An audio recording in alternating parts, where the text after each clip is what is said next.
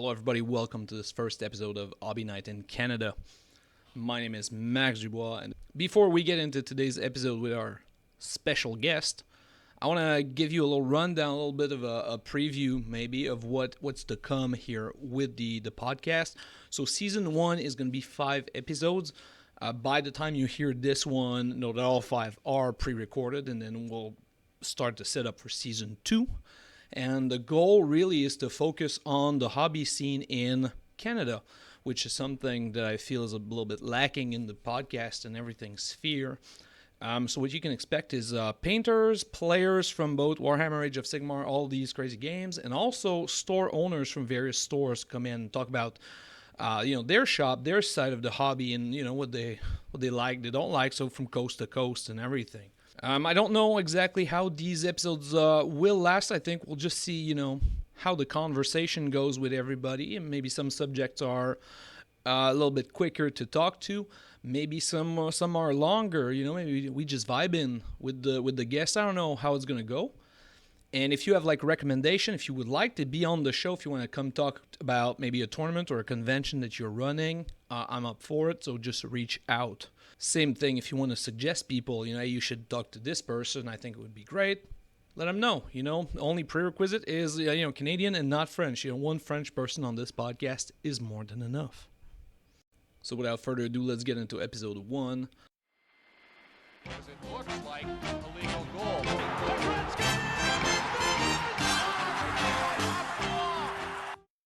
I'm joined with Diogo, better known as Yoshi online. Where does Yoshi come from? Before we ask all these personal questions, because we deep dive in this podcast. Oh man. So I was probably in grade, I want to say 7, and then somebody called me it. I don't remember why they called me it. What were you licking at that very specific moment? Myself. No, I honestly have no idea. Okay, so the only thing I could remember is I always picked Yoshi as a character in anything I played. So if I played Mario Kart, if I played Mario Party, golf, whatever, it was always Yoshi. So maybe that, I don't know. It's been way too long, but it stuck. And then that was grade, I want to say 8. And then I started playing in probably grade 9. And then I guess somebody must have asked me what my nickname was. And I was like, it's Yoshi. And they're like, okay. And it just stuck. Yeah, because you started playing way back, just like me, back in the days of message board, right? That was pre-Facebook and all that jazz. Yeah. Oh, maybe Facebook had just come out. Maybe. But the 40K was not a real thing on Facebook, right? Yeah. No, there was no events you found out through the store. You didn't know there was no online chat. Well, there was what's that stupid chat from back in the day? Oh my god, maybe Daka. Maybe, I don't remember. But yeah, so I started playing there, and that's the nickname just stuck. Even after years, I stopped playing for maybe a year or 2. People still remembered. I mean, I was introduced to you as Yoshi. Do you know Yoshi? Nope. Yeah. And then I ran across you. You're Yoshi. Oh, you're Diogo. Same person. There's Yoshi for some people. Diego, D-Man, that guy. I don't know. D-Man. Who's calling you D-Man? What sort of? Actually, D-Man is my other. D-Man's actually my other group, friends from high school, and people I play online video games with, because that's my handle online. Yeah, because that's way more manly than Yoshi. So you got well, I could put earn the respect of the internet. I could put Sexy Commander 69, but that's already taken. So I went with a generic one. Yeah, naturally. It's more respectable, obviously. Yeah, but so D-Man 6969 for obvious reasons. Yeah, and even on jerseys I've gone over the years, some have Yoshi on them, some have Pita, some have Diogo. I've never stuck to one thing. So first of all, I'm very happy that you are the first guest on the podcast, because you actually gave me the idea. You and Chris Haynes actually were talking, and you guys kind of prompted me to start this whole shindig. So perfect. Yeah, it's very fitting that you are the beta test of this thing, and then Chris gets a better episode, a more fine-tuned episodes, polished, he is. You know how pretty. Chris has a less ghetto camera than I do. Really? I no doubt. No, I mean, you got to capture the beauty. So the Hump Day 40K is not. This is. You're doing all this for me, right? Because the Hump Day 40K podcast is just good old podcast. No faces, no nothing. Yeah, we slum it. Like record on Discord, recorded now by a bot that She that got you the helped AI provide. going, Yeah, jumping on that. good Yeah, old, this is very good high old, tech, folks. good old Craig. Good old so you Craig's guys so know sick. Craig's the bot. Craig's a bot. Yeah, we added him as a friend. People are like, "Who's Craig?" I'm like, "Don't worry about Craig. He's useful. Is what he is." No, yeah, we don't do video. That'd be crazy. Oh my god, you have to look at our ugly faces every fucking week. No way. What are the chances that somebody watches this and he goes, "Oh, this that's a guy that I've is somebody have not seen your face, or is your podcast like just like a friends and family show basically?" And Well, like all 4 of our viewers know who we are, and okay. that's roughly about it. But no, it's actually funny. So actually having the nickname Yoshi, well, most people know me Diogo or Yoshi. So people know me at events, and like Tim, it's fun. I think I can't remember if it's Eric or Tim that sometimes they don't recognize, because like Eric just sounds like everyone from Montreal.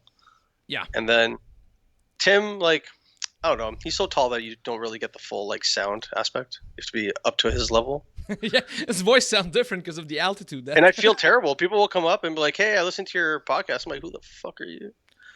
Yeah, this used to come back when I played more events. This used to puzzle me like a lot. Like I never knew like how to act when people are like, "Hey, I know you from this play." I'm like, "Yes."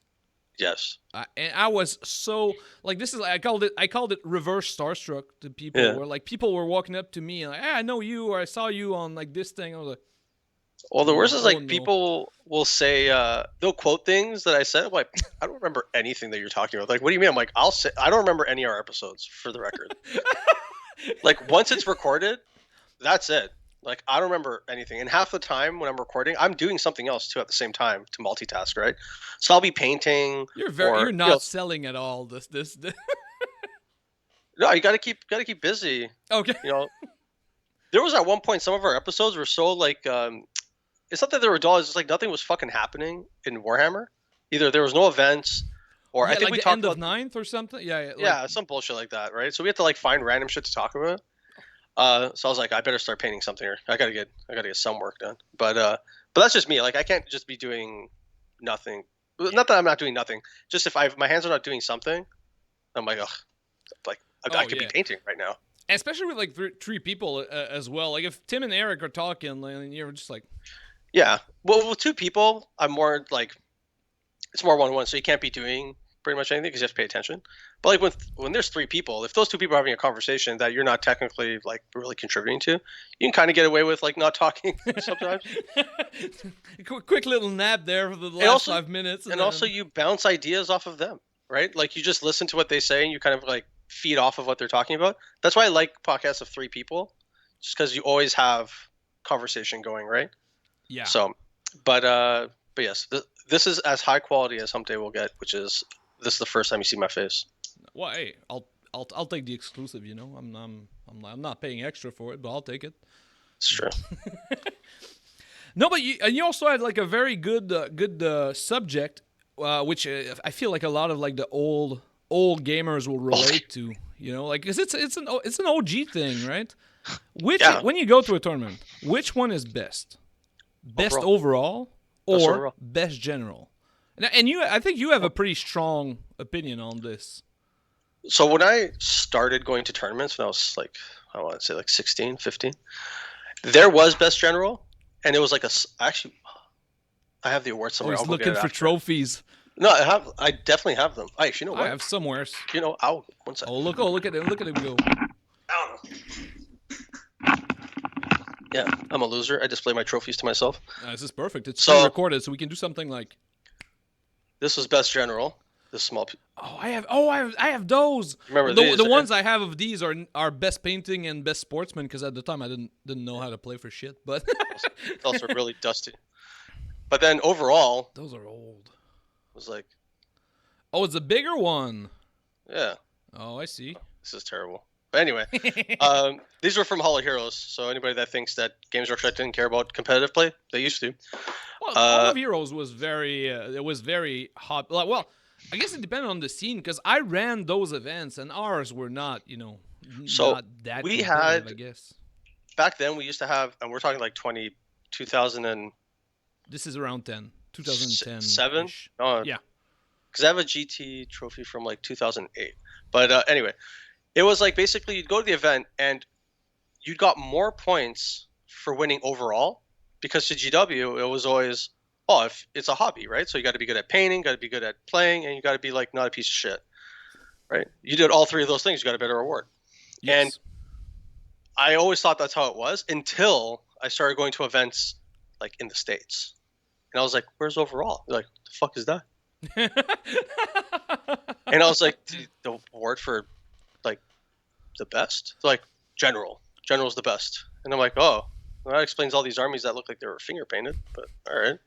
I remember that my first Adepticon, that was also a shock. First Adepticon is the first one I went to outside of Quebec City, or maybe Montreal, and I remember that was my also my first like, hey, this is weird. They didn't do anything for like the best overall. They just like announced the winners, it's really. And so you think like this is all USA's fault? Let's put it that way.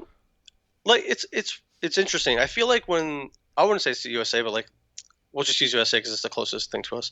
I feel like some people, when they think of competition, they think that it's just winning, right? And that's it, right? But I tend to agree too. Where if you win all of your games, shouldn't you get like a prize? Like, you won the fucking thing, right? You went there, you beat the living snot out of people. So if you look at it just as a game of skill, then sure, right? But this game has just RNG, right? It's all random. Well, I mean, there's a level of skill of positioning yourself into situations where RNG might not be so like make that big of a difference.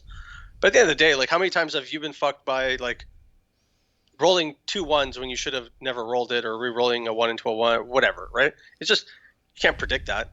Like, I can practice rolling at home dice and be really good at it, and then go to a tournament and just do terrible. Yeah, but the counter argument that is like, if you're in a situation where your life depends on like a 9-inch charge, maybe just like play in a way that your entire game does not revolve around a 9-inch. You know, there's an argument. Sure. Or yeah, no, for sure. But also back then, there was no commission painting. Everybody that went to the store learned how to paint at the store, so they'd paint at the stores. And you saw the level of painting was almost the same across everybody, roughly. And it was like more or less. But then you had people that were clearly very gifted. And it was funny because back then, really good painters were not good at the game. Yes. So it was like, okay, so, it worked out. And now you have like really good painters that are also really good at the game, or people that are really good at the game that just pay for people to paint their shit, which is fine. Do you also remember that time where like commission painted armies were like seen as like the dev, like almost as bad as for sure, picking a list from the internet, and you got somebody to paint it for you? Oh my god. It was probably worse. Like, people were like, oh wow, your army from last year looked like something, and this year your army looks like it was painted by like Vincent Hudon, for those who know who that guy is. And some people, it was like, I wouldn't say shameful, but I was like, oh man, if I want to, back then, if you want to win overall, it's like, well, I guess I got to paint. And some people, like, it was voted too, which was like really bad. It was player voted. So if you were like really popular, then it was good. I won a lot of these. One year Burton was like, man, I think Burton might have like killed me in the parking lot at the bus because I won the popular thing. I remember one GT, I went and I beat a Slayer Sword winning guy with my like dry brushed pink Tau army. Because it was pink and it was player. It looked really awesome if you were really far away. Yeah. Like almost not even close to the army. His army looked great from all angles. But everyone's like, pink, this is amazing. So they would just mark it off. And when I showed him, I'm like, oh man, I got a higher score than you. Can I have your sword? And he's like, fuck out of here. But so I always thought that general was something that was like, not that it wasn't important, but it was, back then there were so many people that could win best general, in the sense of like the event didn't really have true undefeateds. Yeah, it was all battle points back then, right? It was all battle points. Was really rare. Yeah, it was like, did you massacre your opponent? Did you do this? There was no win loss. It was just how many points you had. Massacre, major victory, minor victories, and and they would just add it, and then overall would just combine that with your painting, with your sports, and whatever, right? I don't even know how they judged sportsmanship, but so I did that, and then I stopped, and when I came back competitively, it was like end of 6th, beginning of 7th. So I skipped all of 6th edition, which was miserable. And at that point, there was like, oh, painting? No, that's just an award. It's not part of your score. Then it was sportsmanship. Yeah, thumbs up, thumbs down. That's it. And then generalship was like, you have to win every game. So it was weird because I was so used to to overall. Now, I will say that Adepticon, the year that I did go, you noticed at that time already overall was like a big thing. And it's no surprise to me that it's won by Canadians like a million times. Well, Adepticon is one of those that have always had. I use it in my example where they're not making a big deal out of it, but they do still have it every single year. And back then they also had like sportsmanship, and like player's choice were a thing. And I think that's how, honestly, I think that's how they lost it. Like from a tournament organizer, I think that's where it like went sideways. Is like keeping track of like sports and keeping track of painting and like overall and having like a weird like matrix that works is complicated. So if you go past that like 64 player, it's like a very, very hard job. And then counting like the 256 people that go to Adepticon, you have to count like 256 player. Like it's a tedious job. So I think it just went sideways. I get like it is tedious. Don't get me wrong. At Adepticon, like the amount of awards they give out for everything, spirit, theme, whatever, it does encourage more like anybody that's been to Adepticon has seen. Well, that's the team tournament. What you're talking about is the team tournament. I'm just talking about the team tournament, not the singles. Like a lot of the singles have always been a very not talked about thing because for obvious reasons. Yeah, we don't talk about the singles. We don't talk about singles. I don't even know if it's gotten better. Probably not. But it's the same. It's gotten better in that now you know exactly what to like. You know that it's going to be exactly what it's going to be. Yeah, it's the funny is that people bitch and moan and still go. They're like, the train's terrible. I hate that event. Are you going? Oh, of course. Yeah. Sure. Yeah. Well, why wouldn't I go? Yeah, of course. I'm like, oh, okay. But just for like, I do like having all those different aspects that because everybody plays for different things, right? You'll know people that are there just for theme, people that are there just for the sports because they're spirits, sports. And I like the weirdest categories, like in the 40K. I don't know if they're in Age of Sigmar, but in 40K, there's like if you get all the first bloods, if you get like all the killing the general or whatever, killing the warlord, and there's another one that I don't recall, but you can get those in every game, and there's a special prize if you do that. So you see teams sometimes they have like no intention of doing anything other than like kill your warlord. That's amazing. And I think events that do more of that, in my opinion, will probably be even more successful than they are, because now you've given even the people that, the teams that typically are not the best generals, let's say, now they have something to play for. And while some people can play for overall, some people can play for sports, some people can play for whatever. Sports is probably the only one that's like hard because like it's most what's the word I'm looking for? Oh my god. Well, playing for sports is really hard. As in, you're either a good sportsman and you kind of win it, or you're not. Yeah, and it's like subjective too, right? Like, very much. If I table you, right? Sometimes you're just like pissed off for no fucking reason, right? Or you just want to be a piece of shit. Like, who the fuck knows? But those ones are tough. But I do like that there's so many different ways for people to win. Like even here, one of the RTTs that I go to at X Planet, he does brackets even at RTTs for the people that went undefeated, people that went 2-1, people that went 1-2, whatever. Like he breaks it off so that even if you lose game one, you could still potentially win the best of all the 2-1s. Yeah. So, but that makes sense because that's what I was trying to explain. We ran an event here, and it was I think it was the biggest in Quebec City since like 2010, 12 or something. Back then, Dominic, who used to run called the Northern Defenders, and there was a Northern Defenders Open. I think those were definitely the biggest one we've held in Quebec City. I say we, but it was him. I know the royal we. I attended one. Yeah, exactly. Yeah, I went there once, so it's a we. I'm included. But so since I think it's the biggest one that we've had, and that's what I was explaining to one of my friends, like in the organization. I'm like, if you look at this, like set up at like game 5, I'm like, you see these like 3 tables over there. These are people that are there to win.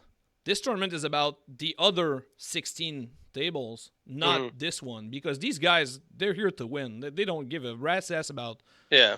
They're here for that sole purpose. The other ones, you have to give them a reason to play game 2, game 3, game 4, exactly, and game 5. And that's why I feel like overall, or like I'll use overall as an example, but any award for overall spirit, theme, whatever, doesn't matter. You can do it with singles, teams, it doesn't make a difference. Yep. If you give everyone else a reason to keep playing, it's competitive for different reasons, right? And everybody will have, in my opinion, will probably have a, not that they won't have a good time either way, because I'm sure if it's a good event, they'll have a good time anyway. But knowing that you always have something to play for or something to try to thrive for just makes going to events that much fun. That's why Adepticon has shit terrain, like garbage, and they sell out thousands of people. Adepticon is my favorite event. I've been to Adepticon every year for the past like 12 years, pandemic aside. Exactly. Right. And you know, I went once, and then I never stopped going since that one time. I go with my buddy Eric, not your Eric, my Eric, different Erics. Different Erics. And same thing. He went the year before me, convinced me to go, and he's been ever since. I've never gone to an Adepticon without Eric. Yeah. Every year. And like if Adepticon was just their 40K singles event, I almost guarantee that event would have been garbage. 100%. It would have been deserted. For like sure. their team event is what keeps that place, super popular 100%. for obvious reasons. And I think AOS does teams now too. And they've already had teams. That used to be the special was you do the team event for AOS on like Thursday, Friday, and then on Saturday, Sunday you do the 40K. Like Chris Haynes and the guys did that a bunch of years. Yeah. So AOS into 40K. And there's a reason why it's probably the biggest event in the States, right? Well, no, it's is it smaller than LVO? I thought it was. Yeah, LVO bigger. was the largest for sure. So I think Adepticon is the largest convention-wise, but in terms of tournaments, LVO is. Okay, but even then, like just have one event competing with LVO is insane, right? Oh, for sure. And it'd be the only thing that sucks is up here is like we have to drive 10 hours to go to that event, where we could be really hard for us to do it here. But here we've always valued.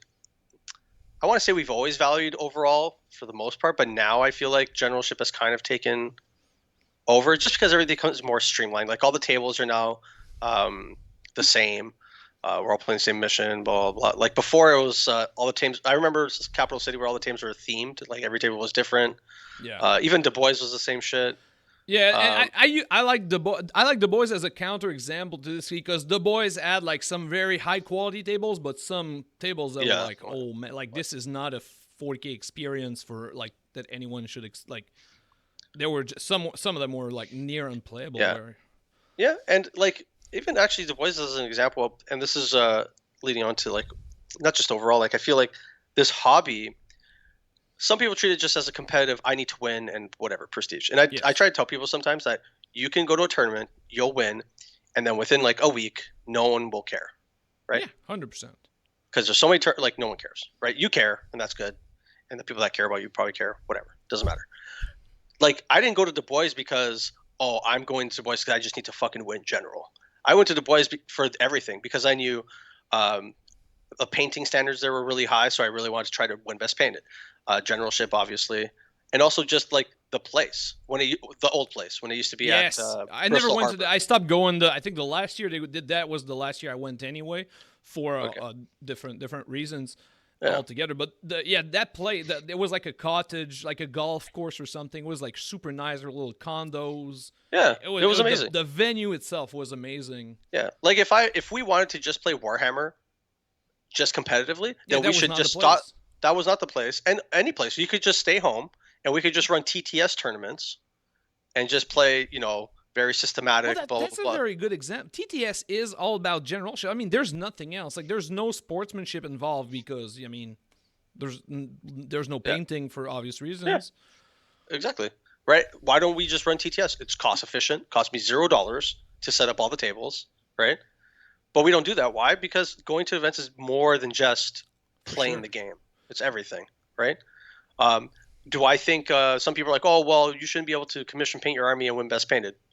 Who the fuck cares? Somebody else painted it. That's fine. I win the award. It's my army, right? But I feel like that's a whole. I think we'll have you as a guest on season 2, and then we'll argue about that because I mean, I sell painted stuff for a living, but I've had this debate like with a bunch of people already of like, do you think it's fair or do you think it's not or whatever? I've played with minis I bought from people. I'm like, can I paint this? Yes. Did I paint this one? No. Yeah. But I totally could. And It says the best painted award. It says best painted, not best army. best you painter. painted. It's best painter. painted. It's best painted. I'm going to lose a lot of best painted awards if it's just me versus, I don't know, half the people from France. Like, I'm like, I don't know. I wasn't born painting the way they do. Like, a guy showed me a thing called loaded brush, and I was like, the fuck's this guy talking about? And he showed me. I'm like, I would have never figured this out ever in my whole fucking life. And then they talked. It's so condescending too. Like, it is easy, okay? You used a very good example, but I don't know. I don't know if you understand how good that example was. What, the Anybody loaded brush? know the loaded brush technique is something that's like impossible to It's explain impossible. to anybody. I could spend 10 hours explaining it to you, and then you will fail 10 times. You the will first try 10 it, times that you and try. you'll be like, "This is stupid." And but when you see someone that knows how to paint, then it'll blow your mind. Like, yeah, the other day, I went to X Planet. There was a guy there with his Nurgle AOS army. It was unbelievable. Like, top, like that guy that passed away recently, Painting Buddha, something. Oh, Sensei. Sensei, like, yeah. yeah, like top quality painting. I was like, this is unreal. Like 100 hours on this one model. I'm like, whatever, bro. Doesn't matter to me. But I was like, this is next level. And some people look at that, they're like, well, why would I even bother, trying to beat this guy in best paint? I'm like, because it's the same thing, right?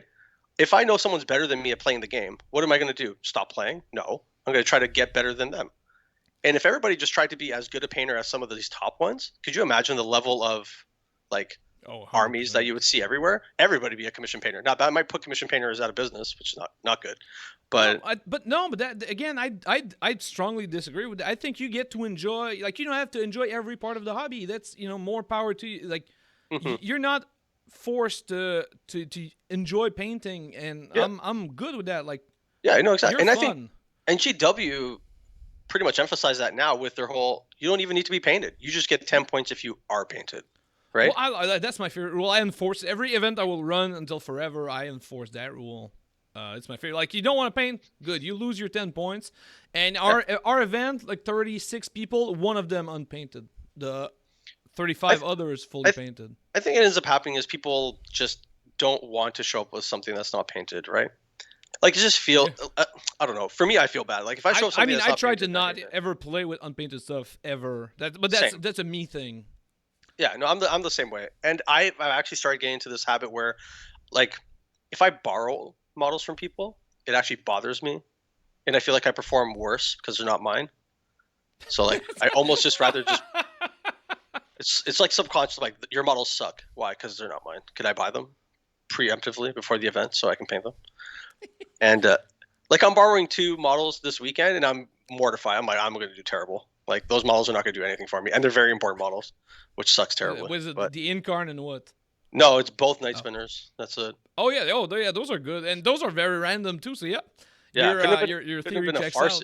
Oh, it's gonna be bad. I'm gonna roll one shot every game. It's gonna be fucking miserable. But I don't have a choice because GW likes to not sell me models because they're all out of fucking stock. Yeah, again, that's a whole other episode of like.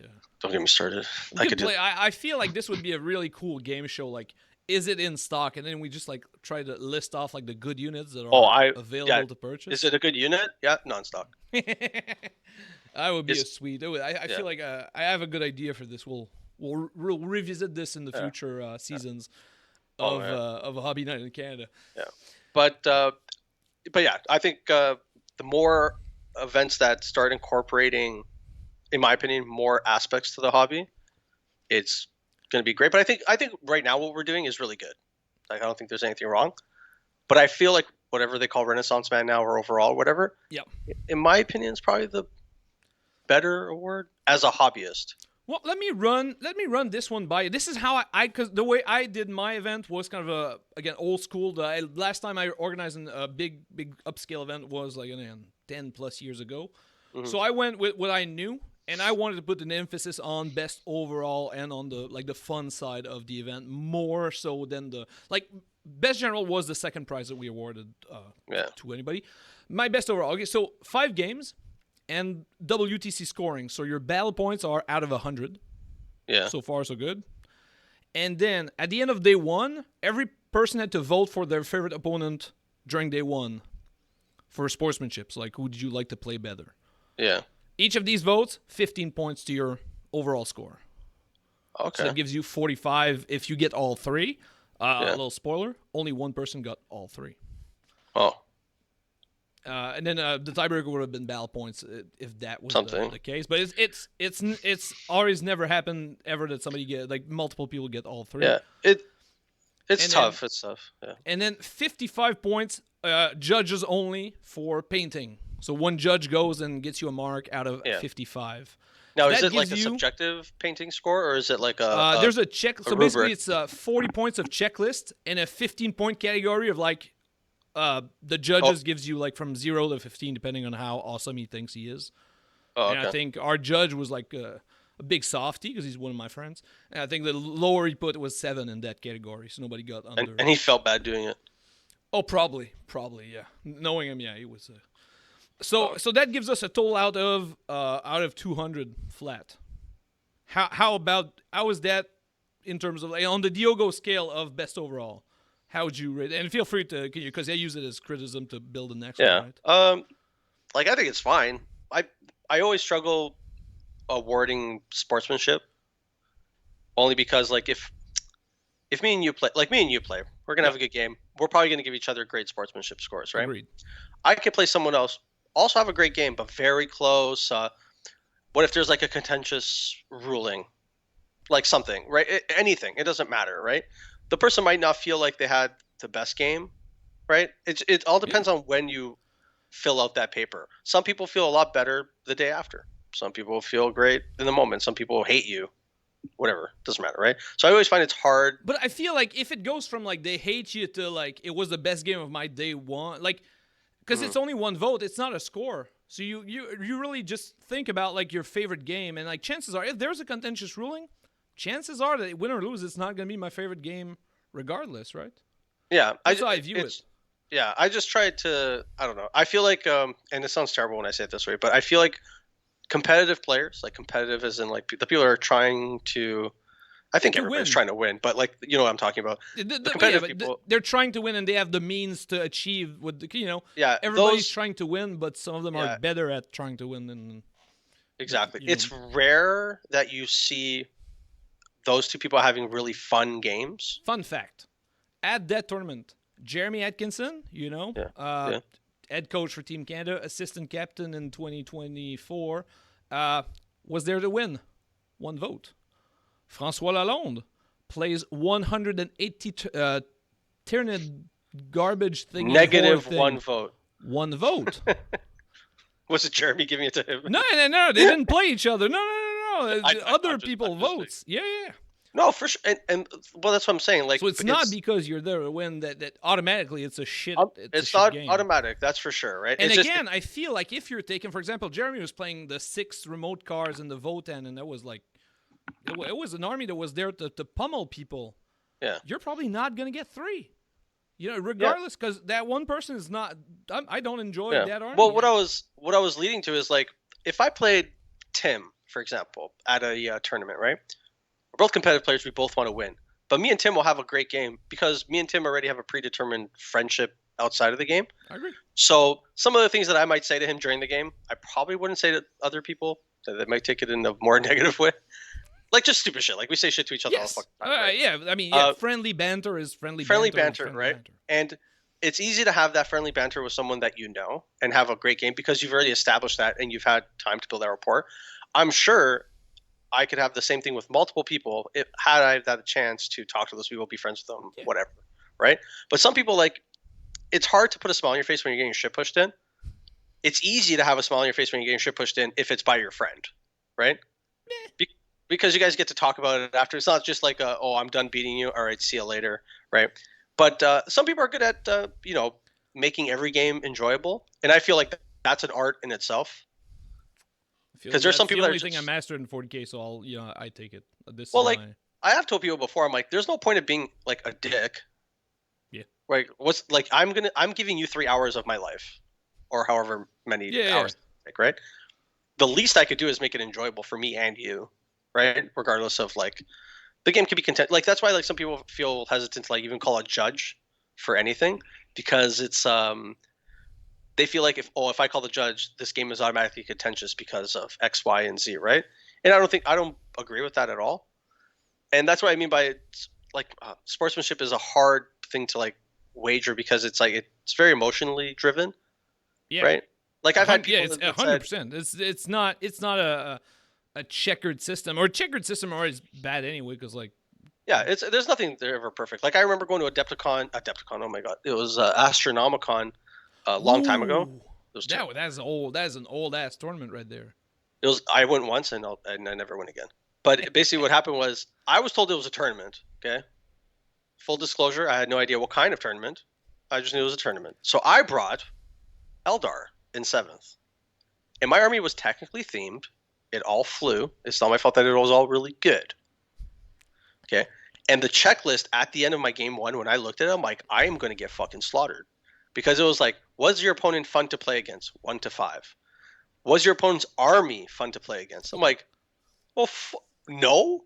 Like, I'm gonna get smoked. And lo and behold, I got 2 zeros for army was not fun. I got maximum person sports. Like I was fun. Yeah, to play you were against. very enjoyable with your dick army.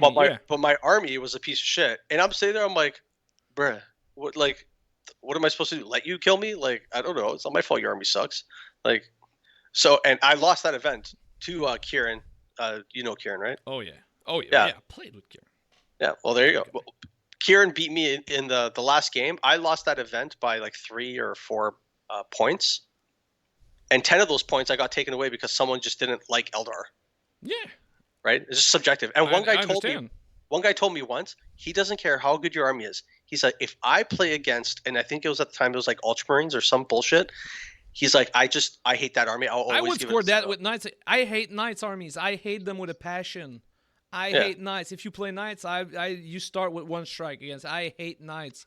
I made Knights for. I would score that trash. I made a joke at that event to a guy. I'm like, listen, buddy, you're gonna start at a fucking 0, okay? And you need to show me why I should give you. You deserve points. Yeah, this system works the opposite, okay? You don't just start like I like you. You got to earn me liking you. It was just me. Like at that point, I was just pissed off about their scoring system for sports specifically. The painting was even more outrageous. Okay, the way they judge painting, I felt like I was like at a Golden Demon event. They're like, "Did you?" I've seen that before, where the judge does not get the memo of like, this is not like single models. This is like armies, and then the whole place is like 4 out of 100 and like 5 out of 100. It was insane. Gets like an 8, and he's like, smoke. And it was like 2 people judging, and like one guy got a lower score than someone else. And like if you compared their armies, it's like night and day. Like the guy that should have got the higher score, his army was phenomenal. And some people know him from Toronto. I'm not gonna say names because I don't want to get him in trouble. But his army was. But that happens every tournament. Like there's a lot of that's one of my biggest like pet peeves. Is like, I like the paint judging. It needs to make like a little sense. Like art is subjective and everything, but at some point it ain't. Okay, like there's a bar where it ain't. And if you're under that bar, like man, like there's personal preference, right? Some people are like, I hate airbrushing, so if you have airbrushing, go fuck yourself. And then some people are like, oh, I don't like that people, I don't know. Yeah, but don't paint the bottom of their tanks. It all goes into, It all falls under the same category. But that could be with anything. That could be with sports. Like some people, it's like, oh, you didn't let me get a take back, so you're automatically bad sport, like piece of shit. Yeah. Or you didn't let me do this, whatever, right? I could give you 3 million take backs. You still think I'm an asshole. I'm like, all right, well. I would. I mean. Yeah, fuck it, whatever. I remember telling a guy once, like, it's gonna sound terrible when I say it this way. I'm very vulgar sometimes, like. You like kill my thing, like you son of a fucking bitch, right? Oh yeah, you don't. Yeah, you insult the other player like right away for Yeah, like I'll call somebody a bitch all the time. It doesn't matter. But I say to me, I'm saying in the context of it's obviously a fucking joke. But I remember saying this is years ago. I was probably like 18 or 19, I don't remember. And I told him, I'm like, you bitch. And he's like, what did you just call me? I'm like, oh god, you're much taller than I am. I'm like, I meant it in the nicest way possible, sir. Please don't kill me. Now, mind you, I've gotten away with like a lot. Like I met a guy. Well, it was friends with my friends. And for I don't know what it was last year at Nova, and it was terrible. His name is Dustin, and they were about to beat it. Like they were definitely gonna beat us. It was a team event, and they were definitely gonna beat us. But they started like pulling back because that was a smart play. And I'm like, oh, Dusty, are we playing like a little bitch here? And then, and then he goes, well, we just might. And then I'd never met the guy, you know? And so I go, okay, well. I'll be honest, being able to have those kind of conversations with people is a skill in itself. Yeah. Like being able to, you know what I'm saying, right? Like, No, I'm sure you do it. I do it all the time, right? And it's I would say 99% of people, unless you're fucking on edge the whole time. I mean, then again, I've worked retail like 25 years out Oh, of my yeah, no, 37 same. years of being alive. So like I'm gauging people quickly. Yeah. Like I'll Like- try it. I wouldn't call anybody playing like a little bitch. No, 100%. You have to read. But you know, I you know, you have to dial Yeah. it down. You have to Like, dial and it I've down, had for like sure. probably 5 miserable games in the last like 20 years of playing Warhammer. Like, Yeah, no, same, not 20, same. but close. Like, You know. like little known fact, like I used to work for Games Workshop way back when I first started the hobby. I basically didn't know anything about the hobby. Walked into Games Workshop, hung around there for like a year, and then I worked for them for about 3 years as a full-time employee. And I would go to events, and at that time, for the first year, employees couldn't win any tournaments. So if I won, it would automatically go to somebody Yeah, second place and second place, whatever, right? Because somehow we had some like insider information, which we did not, but whatever. No, but yeah, still, I remember I did that to a bunch of tournaments where if I would win, would just like go to, you know, like don't vote me for best painted or something at that time. Well, when they changed it to, they're like, oh, you know what, staff can win. It's like it was pretty bad because staff were just winning everything. Like I spent all day at the store reading every codex, playing all day. I'm like, I'm naturally just getting. It's like running a stream house without a stream all day, every day, right? Yeah, but did you have advanced copy back then? Because I feel like that's more contentious. So now, I feel like that's the topic for. So if a book whole. came out, I basically only had it for a week before anybody else. Okay, not that bad. But it was like, it wasn't the same as now because all the information was like I just had the book, so I would have to read it in the store. And it was, if I was reading it, like some people could ask and I would tell them like, who cares, right? But yeah, usually it was on the counter or something. It was like a big sticker of like open copy or whatever. Yeah, like we would get it a week before, but it was a black box, and it wasn't even for us. It was the manager would get it, and then he could decide if he wanted to fucking tell us. But and that was only some people. Like I had nothing to fucking do all day because that store was dead. So I just sat there and just read codexes, and I would invite my friends to come play, whatever, right?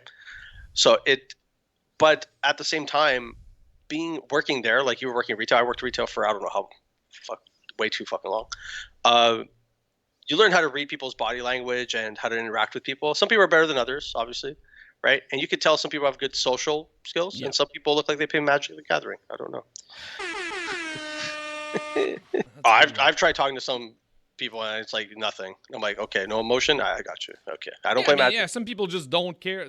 Oh, I don't care, don't have it, you know. I try to make jokes. I'll walk by, I'm like, oh, did you summon a Blue Eyes White Dragon? And they're like, this is Magic. I'm like, no fucking shit, dog. Like, come on. What the fuck? Like, get out of here. My favorite move to Magic players is like go behind them and then just ask like what a random card that's not in their hand does. Yeah. Like, oh, that card's what's Lightning Bolt does, and then you just walk away. I would never do it like when it was like a legal card, but every time it was like, or the guy's like playing mono blue or whatever. I like saying interesting. I don't play fucking Magic, okay? You can ask me. I don't know anything. And somebody will do a move, and I'm like, oh, interesting. And I'll just walk away. And they'll be like, what does he mean by interesting? I'm like, it's just interesting. Your game's interesting. I've never played. What are we doing wrong? But if you think I play Magic, you probably think you did something wrong. Or the other guy, I don't know. You just do shit. That's just like banter. That's just like fuck around with people. Some people are on edge. Whatever. Yeah. Okay, you're not cut from the cloth. And some people aren't. And like I would say, there's probably a lot more, funny enough, now more fun people to play in Warhammer than there used to be, because there was like, it wasn't I that the disagree. at least for I honestly think it was always fun, and there's the mid-table tryhard is still there, like, and I think that the mid-table tryhard row got bigger. Yeah, well, the thing, what I'm trying to say is like, so before there weren't that many events. So when I'd go to an event, it was always the same 20 people, right? And if you were good at the game and you just kept winning, it sucked for a lot of other guys that were there, because they're like, oh, you brought that army again. Well, obviously you're gonna win, and blah blah blah blah, blah. And they would just not have fun because you're just playing the same people over and over, right? And it did get boring, a little stale. I feel like now I love going to events in new places because I get to play new people, meet new people. 100%. It's just fun. Like, don't get me wrong, I love playing my friends. That's not the problem, right? I just want to play new fucking people. Like, it's boring as fuck if I just play the same people over and over. I could just not go to tournaments and stay home and play you on TTS or go to your house, right? So I do like that there's more. What I mean by that there's like it's more fun now is because it's just there's so much of more of it. So many newer people at every. Yeah, I get. Yeah, like I if you agree. told me when I was 16 or 17, it's like, hey, do you want to get in a car and drive 10 hours to Chicago and play Warhammer? I'd be like, no. Now, if you ask me, I'm like, I need to get time off. I don't even think about it anymore. I just like, oh, that's a good idea. If I can get the time, I'll go, or whatever, Yeah. right? Try to make it work. Now there's just so many fucking events that it's like, Yeah, I can't feel go like you just need to go to one, and then it at least for me, that's what it did. Like ran them here. I ran events before I played in any events, just because I was like working at the store, and they're like, "Hey, we want to do a tournament, and you look like you know which end is up, so you're gonna run it with us." Yes. Yeah. Well, we used to have conversations with guys at stores where they used to have economics and stuff, and they thought that tournaments were like for like a bad place, like people. And I know I'm talking like guys that just. It's still that. Like it still, took me a lot to convince a lot of people here because they're not familiar with tournaments. Like we don't have these big events here. And I say big, and it was like 36. I know for like a lot of y'all, 36 is not a big event, but here it was like great. Yeah. And like people were like, "Oh, I don't play tournaments. Tournaments are hard." I'm like, man, like there's gonna be five dudes out there fighting for their lives, and then there's gonna be like 32 people just like drinking beer on Saturday. Like there was a few people here in Toronto that I talked to. Like it was a group of like 3 of them. But anyway, they're like, "Oh, we don't go to tournaments because it's too try hard and this and that." And I'm like, what tournament did you go to? And they gave me some like obscure fucking event they went to that was ruined by like 1 or 2 people, whatever. And then I try to convince them, like, look, listen, I get it, and I'll go to a bunch of RTTs that these guys have been at, and they have great games. They're like, oh, you're super fun, but you're competitive, blah blah. I'm like, it's just you just so happen to run into. But that one miserable game will make you question like a lot. Will make you question a lot. Now these same people now have gone to LVO, have gone to Nova, and have had unbelievable experiences. Great. They will never not stop going, and they've seen like, oh, I don't just have to go for this. I can go and play this. Like when we were going for competitive in 2017, and we ended up playing. We did the 40K one. We did the doubles. We did a night joust. We did the narrative. We did everything, right? Because at the end of the day, I like the hobby, right? Yeah. And I get it's not for everybody, but that's why I personally like overall the most, because I encompass everything in the hobby that I think is important to me. It's like I love painting, I love playing, and I love I like making new friends or whatever. Yeah. And that's not to discredit people that just want to go for the jugular. And then just go for painting. Some people, they do not know like my buddy Eric does not know the rule. I think this year is probably the year that is going to know the most rules of the past like decade. Yeah. They do not know. Like if you could go to Adepticon team event and not play, they would 100% do that. I want to enter my army for best painted, and then I want to sit over there or go to that convention and not have to play. Yeah. Can I do that? Yes, that I'm in. Yeah, and I've expressed that to some people. I'm like, if you set whatever I don't even say reasonable. I just say set whatever fucking goal you have for yourself, and then just aim for that. If your goal is to have just 5 great games, that's not hard. Just go to the game, just don't be an ass, and you'll have a good time. If your goal is to win best painted, then do your best. You'll see how you stack up against whoever. Exactly. As daunting as it might feel, I swear, I've taken armies that I thought I was like, I am number 1 at painting, and then I got humbled really fucking fast by people that apparently have nothing better to do with their lives except for paint. Yeah. And like they explain to you, like, that's where the loaded brush thing came from. Like, it's like, I do loaded brush. And I'm like, I'm just gonna play competitively, so that's good. Because I won the game, but your army looks great. It's like, yeah, well, you scored 10 points, so you suck. No, I honestly, I love seeing paint. I understand my limits. I know that some people can paint to one level and to another. I've tried painting to that level, and it probably takes me significantly longer than those people. But I know I could do it.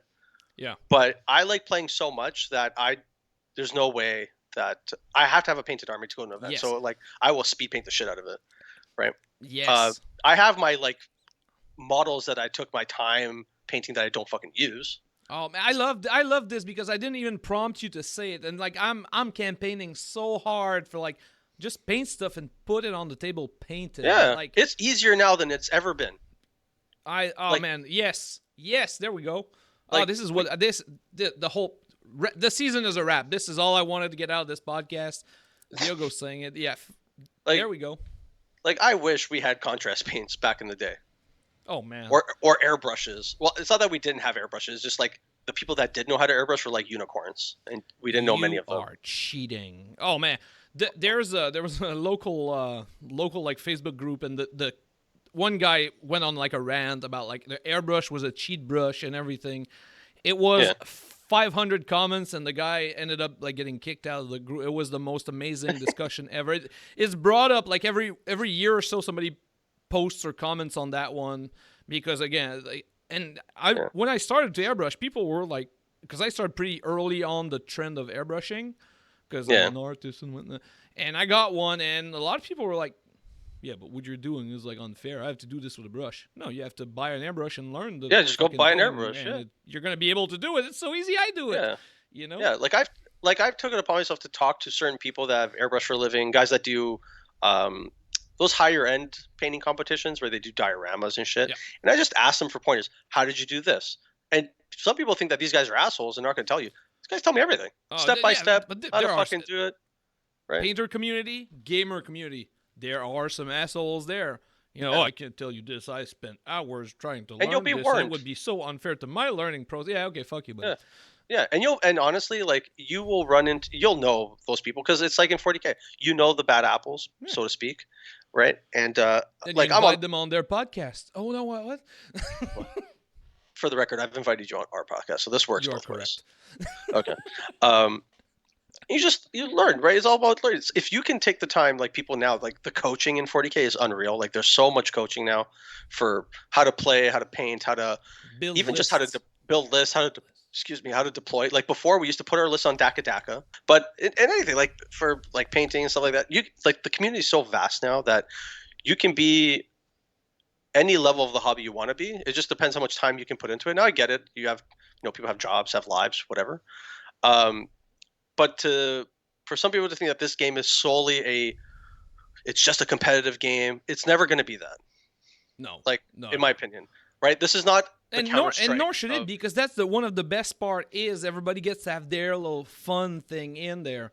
Exactly. Right? If this game wanted to be just competitive, it would be boring. It would be like we'd sell you pre-painted models, 100, yeah, preset whatever, and then you just play that, and we might all just play TTS, right? Half the fun is seeing how people paint their armies, the different flavors, different list creation. That's what makes this game so like interesting. And 100%. Sure, you can net list, but the net listing people are people that are going to do that anyway, right? Yeah. And I like it. Net listing is the same as getting an army commission. Is the same as like exactly. I net list all. I hate list building. I've never written down a list in my entire life. Like ever since I found the internet and there were lists on there, I stopped writing lists. Yeah. Why am I going to do more work? Well, right? I work smarter, not harder. And the same. I paint stuff for people. That's, like you could be full degen and get a net list and get a commission painted, do absolutely no work. Yeah, but you have to play it, and some people do that. That's the full trifecta. That's how you get it, and then win with it. A lot of people they do that. Yeah, and all the power to them. I've always said I'd rather see bring anything. Like you can you can dip your army in wax. Like I don't care, right? As long as you bring something to the tournament. Regardless, I don't believe in paint shaming. Like I see it everywhere. And no, that's there, man. If you're sitting down and putting paint on a model, you're good. Good to go. Yeah, good to go. Get your 10 points, and I think that's why they did it now with the whole 10-point system, just so those people don't feel like they're being hobby shamed. I guess. Yeah, you don't get a 1 because it's shit or whatever, and you don't get a 10 because yours is beautiful. No, you get 10 points because you sat down, painted your shit. Or paid somebody and got your shit painted, and it's pretty. Exactly. I like to play against painted armies. Yeah, and I've heard some people complain saying that in regards to overall why painted shouldn't be involved because of you can get your stuff painted by a professional painter, or you're just innately a better painter than I am. How will I ever beat you? I'm like, well, if that's your mentality, that's terrible. Because if I use that mentality in regular life, then I'd be like, well, I can't run faster than Usain Bolt, so I guess I'll playing. I'm a better painter than Tim. I spend 10,000 hours painting models. Tim is way better at me than at playing. Guess what? Because he played a lot more fucking games than me at a high level. Yeah, I don't want to say that if you just practice, you're going to become an amazing painter overnight You will. or whatever. Yeah, I'll say it for you. I don't care. I will promise that you will be better than you were before. Yes. Right? Will you be a Golden Demon winner? I don't fucking know. Here's a little fun. I heard this it's a very fun trivial thing. To beat 95% of the world population in any skill, you need 100 hours. Yes, 100 hours is 18 minutes per day. And that will put you above 95% of the world population at miniature painting if you paint 18 minutes per day. If you do 22 minutes per weekday, same thing. Yeah. You apply that to anything, any profession, any sport, and whatever, you will automatically be better than a vast majority of people that obviously don't do that. But it's all about time that you put into it. And I feel like, I don't know, I just don't want this game to turn into I bought my army pre-painted and that's all it is. I'm like, you're missing out on a lot of the fun, because I feel like a lot of the fun is painting your army the way you want it to be painted, and it feels more yours. Your army, you're saying it's not an army, it's your army. It's your army, right? Like I have models, and if you ever talk to like Clarence or they'll tell you about my Silver Blood Tyranid army that I used to have. It's because when I started playing the hobby, I was a child. I didn't have money to go buy all these expensive hobby kits, right? So anything that I bought, it was like I had these 4 paints. So my army was these 4 paints. Nice. So if my skin was blue and my carapace was green, I'm like, well, I only have black and silver, so I guess your blood is silver. Silver Blood Tyranid. I dig this it was amazing. So much. Yeah. Then I grew up and got a job and had money, which became a big problem because now I have disposable income is a terrible thing. Terrible thing, folks. Yeah, this hobby ain't cheap, and it did not get cheaper, come to find out. But I will say that out of everything that I've ever done, and I've had a lot of hobbies. I've played hockey, like video games I don't really count as a hobby, but like just sports and shit like that. This is probably the game or hobby that I've had the longest and probably spent the most money on. And it is the hobby that I probably just keep playing, even though they make the most ridiculous things ever. It's like, oh, we can't buy product. Yeah, that's fine. I'll keep playing. That's also the amount of time, like the per hour time. Like I think models are like expensive, but the per hour time that I've put into this, like besides like Netflix, is probably like the lowest ever. Yeah, that you're gonna get. Like the amount of like the $60 for what's that unit? Death Shroud. The $60 for Death Shroud Terminators. And then I'm going to sit down, build them, sit down, paint them, sit down, play them, and then play them, and then play them. And at some point, maybe I don't like them, and I repaint them. Or sell them. Or even resell them. And buy more shit. Like, nothing in like $60 is going to the movie with your girlfriend and buying like a barrel of popcorn and like 2 liters of cola. Yeah, like and that's what I meant, like from before. You're already spending all this money, and you're getting the most out of it, right? 100%.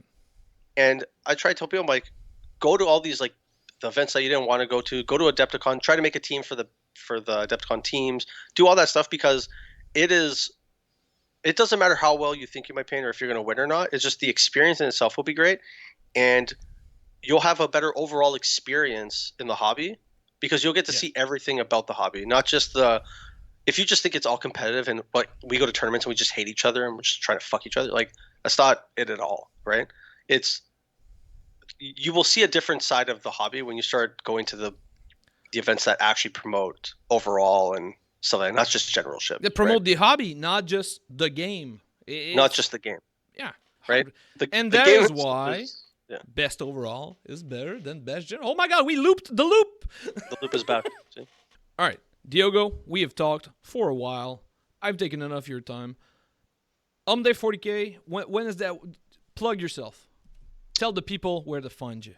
Well, you can find us, I believe it's on Podbean. I don't think we're on all the major podcast stuff because I don't know why, actually. But we will be at some point or another, at some day. But we record every Tuesdays, which you don't know that because we don't release it on Tuesdays. We release it on the Hump Day, which is Wednesday. Every week for the last 2 years. And we are semi-competitive, but mostly competitive because we're all competitive players. But we like to banter, shoot the shit, And we It's talk a about very everything. not safe for work podcast. I feel it's fair to say. Yeah, if you listen to our first couple episodes, don't listen to it at work. We've like gone better now. Also, we ran out of content, so we're really glad that events are coming back and that we have things to do, because nothing is worse than having to talk about Eldar over and over. So one last note before I let you go. These podcasts, how it's going to work is they're going to be on YouTube first, and then once the entire season is out on YouTube, then they will be made available on like all of the podcast platforms. So if you'd rather not see this mug here or my guests' beautiful faces, you can just wait. But again, you get the exclusive if you're watching this on YouTube, and then otherwise it will be put out as actual podcasts on podcast platforms once the season is over and all posted. And if you're listening to this and you want to give us like a positive review, well, it helps us more than you know. Dope fucking hat. They arrive like soon. Never seen these. No, I randomly made this when I was at the mall. I got bored. Very ghetto. I like it, dude. I like it. Glows. this. It glows in the dark. No way. Yeah. Wait one Amazing. second. Let me see if I. Amazing.